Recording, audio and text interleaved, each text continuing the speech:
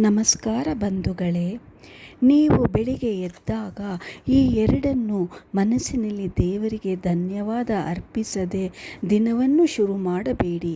ಮೊದಲನೆಯದು ಕೃತಜ್ಞತೆ. ಈ ದಿನ ಬೆಳಗ್ಗೆ ಜೀವಂತವಾಗಿ ನನ್ನವರೆಲ್ಲರನ್ನೂ ನೋಡಿದ್ದಕ್ಕೆ ಧನ್ಯವಾದಗಳು. ನಾನು ಇನ್ನೂ ಉಸಿರಾಡುತ್ತಿರುವುದಕ್ಕೆ ಮತ್ತು ಬೆಳಕು ನನ್ನನ್ನು ಎಚ್ಚರ ಮಾಡಿದುದಕ್ಕೆ ಧನ್ಯವಾದಗಳು. ನಾನು ಇನ್ನಷ್ಟು ಬೆಳೆಯಲು ಅವಕಾಶ ಮಾಡಿಕೊಟ್ಟಿದ್ದಕ್ಕಾಗಿ ಧನ್ಯವಾದಗಳು.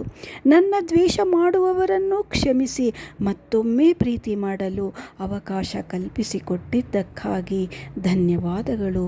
ಎರಡನೆಯದು ಸ್ಟ್ರೆಂತ್, ಶಕ್ತಿ. ಇವತ್ತು ಮತ್ತೊಮ್ಮೆ ಹೊಸ ಹುರುಪಿನಿಂದ ಬಂದಿದ್ದೆಲ್ಲವನ್ನೂ ಎದುರಿಸಲು ಸಿದ್ಧನಾಗುವೆ.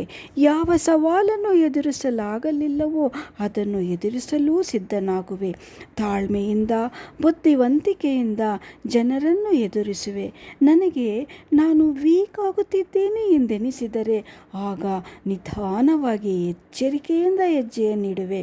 ಸೋಲನ್ನು ಒಪ್ಪಿಕೊಳ್ಳುವುದಿಲ್ಲ, ಹೆಜ್ಜೆಯನ್ನು ಹಿಂದಕ್ಕಿಡುವುದಿಲ್ಲ. ಇದಕ್ಕೆಲ್ಲ ದೇವರಿಗೆ ಅನಂತ ಧನ್ಯವಾದಗಳು.